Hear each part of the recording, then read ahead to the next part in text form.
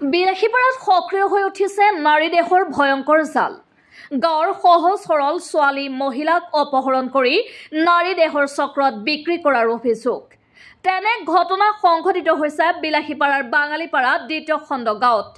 গাঁওখনৰ শ্বহীদা খাতুন নামৰ এগৰাকী মহিলাই একে গাঁৱৰে এগৰাকী নাবালিকা কিশোৰীক অপহৰণ কৰে। যোৱা 19 তাৰিখত অপহৰণ কৰি পশ্চিমবংগৰ কোচবিহাৰৰ এখন হোটেলত বিক্ৰী কৰাৰ অভিযোগ শ্বহীদা খাতুনৰ চক্ৰটোৰ বিৰুদ্ধে। পিছত নাবালিকা কিশোৰীগৰাকীৰ পৰিয়ালৰ লোকে বিলাসীপাৰা থানাত এখন এজাহাৰ দাখিল কৰে। উক্ত এজাহাৰৰ ভিত্তিত বিলাসীপাৰা আৰক্ষীয়ে কিশোৰগৰাকীক উদ্ধাৰ কৰাৰ লগতে কোচবিহাৰৰ পৰা নাৰায়ণ হোটেলৰ মেনেজাৰ সহ দুজনক গ্ৰেপ্তাৰ কৰে। গ্ৰেপ্তাৰ হোৱা নাৰায়ণ হোটেলৰ কৰ্মচাৰী দুজন ক্ৰমে ৰাজু সেন আৰু শ্যামল দাস বুলি জানিব পৰা গৈছে। নাৰী দেহৰ মূল অভিযুক্ত শ্বহীদা খাতুন আৰু জাহিনুৰ ইছলামক আৰক্ষীয়ে বিচাৰি তদন্ত অব্যাহত ৰাখিছে। আৰক্ষীয়ে Bilasipara cash number 338/25 US 61-2-123/137-2 143/64-2 M of BNS 2023 R/W Section 6 of POSCO ACT 2012 অধীনত তদন্ত অব্যাহত ৰাখিছে বুলি জানিব পৰা যায়। বিলাসীপাৰাৰ পৰা ষ্টাফ ৰিপৰ্টাৰ মিনাৰ হোসেনৰ ৰিপৰ্ট টাইমছ এনি 24। 19 তাৰিখে আমাৰ বাঙালীপাৰা এৰিয়াৰ এজনী ছোৱালী টিউশ্যনিত আহিছিলে, তো তাইক কিডনেপ কৰা হৈছিল। অচিনাকি মানুহৰ মহিলাজনীয়ে কিডনেপ কৰিছিলে ষ্টাৰ্টত। কি নাম ছোৱালীজনী? শ্বহীদা নাম। তাৰমানে তাইৰ লগত মতা মানুহ আছিলে, এওঁলোকে কিডনেপ কৰি কোচবিহাৰলৈ লৈ গৈছিল। নিউ কোচবিহাৰত যিসকলে তাতে ৰাখিছিলে তাৰে এজনে সহযোগ কৰি তাৰ পৰা পলাই দিছিলে। তো সেই হিচাপত যোৱাকালি ছোৱালীজনী উদ্ধাৰ হৈছে। আমি সহযোগ কৰিছোঁ। কোকৰাঝাৰ ট্ৰেইন ষ্টেচনত যোৱাকালি দিনৰ 1:30মান বজাত তাইক উদ্ধাৰ কৰা হয়। সম্পূৰ্ণ সুস্থ নহয় তাইৰ ষ্টেটমেণ্ট মতে আজি যোৱা ৰাতিয়ে আমাৰ বিলাসীপাৰা আৰক্ষী চকীৰ পুলিচ প্ৰশাসনৰ মানুহ যাই হোটেলৰ দুজন মানুহক লৈ আনিছে। তো 1 নম্বৰ কালপিতজনৰ লগত পুৰুষ মানুহ আছে, 2জন আছিল। তো এই 2জনক আশা কৰিছোঁ 24 ঘণ্টাৰ ভিতৰত আমাৰ পুলিচ প্ৰশাসনে এৰেষ্ট কৰিব পাৰিব বুলি। জাহিদুল আছিল নাম এজনৰ আৰু মহিলাজনী আছিল। ছোৱালীজনী কি ধৰ্ষণ হৈছিল নেকি? ধৰ্ষণ মানে এইবোৰ ক'বলৈ ভাষা নাই, বহুত অত্যাচাৰ হৈছে শাৰীৰিকভাৱে আৰু ড্ৰিংক কৰাইছে। ছোৱালীজনীক ইয়াৰ পৰা লৈ যাওঁতে মানে অজ্ঞান কৰি লৈ গৈছে। বহুত মানে হাৰাশাস্তি তাত পাইছে। এইটো মানে ইমানখিনি ক'ব নোৱাৰিম যিখিনি মানে হেৰি হৈছে নাৰী চক্ৰ এইটো। তাৰমানে হোটেলত ৰাখি প্ৰথমে এওঁলোকে লোকেল হোটেলৰ ভিতৰতে বিজনেছ কৰায়। হোটেলৰ ভিতৰত বিজনেছ কৰায়, তাৰপিছত তাৰ পৰা হয়তো আঁতৰাই লৈ যায়। হোটেলৰ মানুহ জড়িত নাথাকিলে অজানা কিশোৰী এজনীক তাত ৰাখিব নোৱাৰে। আৰু নাৰায়ণ হোটেল নিউ কোচবিহাৰ বুলি কয়, নাৰায়ণ ভৱন কিবা এনেকুৱা টাইপৰ নাম কৈছিলে ছোৱালীজনী। আমি এইখিনি বিচাৰোঁ যে কালপিত যিকেইজন আছে প্ৰত্যেককে কৰায়ত্ব কৰিব লাগে।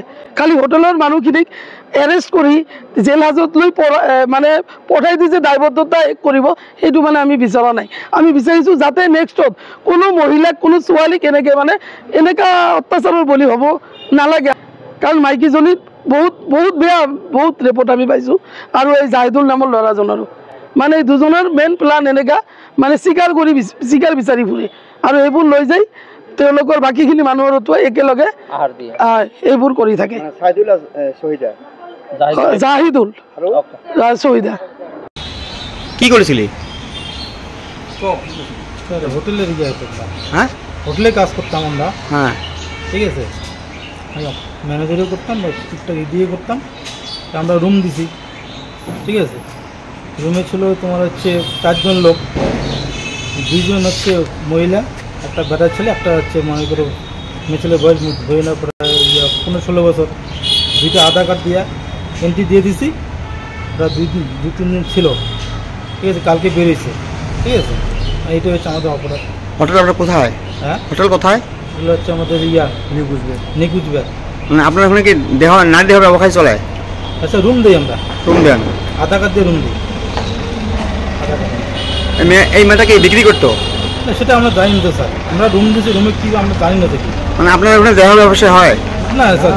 যেগুলো আমাদেরকে না আছে, আমরা আধার কার্ড নেই, ঠিক আছে। আমরা তো ওইসব জানি না। এই বছৰটো এনেকুৱা হ'ল, মই এতিয়ালৈকে যিটো বুজিলোঁ, ছোৱালীগৰাকী মাইনৰ আছিলে, নামটোতো মই ক'ব নোৱাৰোঁ। তেওঁ ইমিডিয়েট ৰিলেটিভে লিঅ'ৰ কৰি পেলাই কোচবিহাৰলৈ লৈ গৈছিলে। তাৰপিছত এইটো খবৰ আমাৰ থানাত জনালে। ইমিডিয়েটলি আমি কোচবিহাৰ পুলিচৰ লগত টাই আপ কৰি পেলাই আজি আমাৰ ইয়াৰ পৰা এটা দলে গৈ ছোৱালীজনীকো পালে। ছোৱালীজনীক অলৰেডি যেনেকৈ আমাৰ যিটো প্ৰচিডিঅ'ৰ আছে যে একমতে সেইখিনি মতে কৰা সেই এক্টৰ প্ৰচিডিঅ'ৰটো ফ'ল' কৰা হ'ল। তাৰপিছত যিখন হোটেলত লৈ গৈছিলে সেই হোটেলৰ মেনেজাৰ আৰু কৰ্মচাৰী ডাইৰেক্টলি ইনভলভ আছিলে। এতিয়ালৈকে আমি যিটো গম পাইছোঁ তেওঁলোকক আজি কোচবিহাৰ পুলিচৰ এছিষ্টেঞ্চ লৈ পেলাই ধৰি অনা হৈছে। এতিয়া ফাৰ্ডাৰ ইণ্টাৰভিউশ্যন চলি আছে। আমি তেওঁলোকক পুলিচ ৰিমাণ্ড বিচাৰিম। ছেকেণ্ড কথা হ'ল যিজন মাইনৰগৰাকীৰ বৌয়েক বুলি যে কৈছে তেখেতক বিচাৰি আছোঁ আমি। ইয়াৰ লগত আৰু কোন কোন জড়িত সেইটো এতিয়া যিমানখিনি এতিয়ালৈকে মই যিখিনি ক'লো সেইখিনিয়ে। আজি 4:30টাত আহি পাইছেহিহে। ৰাতি আৰু আজি কৰিব লাগিব ইণ্টাৰভিউশ্যন বা কাইলৈ আমি আকৌ পুলিচ ৰিমাণ্ড বিচাৰিব লাগিব। তাৰপিছত বাকীখিনি হ'ল। এইটো বৰ এটা আনফৰ্চুনেট ঘটনা হ'ল। নাই এইটো শুনিছোঁ। এইটো মেডিকেল কৰোৱা হৈছে ন। মেডিকেল ৰিপৰ্টত আহিব কি হৈছে। মইতো অভিযোগটো থাকেই, কিন্তু এইটো ক্লিনিকেলি প্ৰুভ কৰিব লাগিব। চ' সেইটো actually we should weight till the report comes. ঠিক আছে, থেংক ইউ ভেৰি মাছ।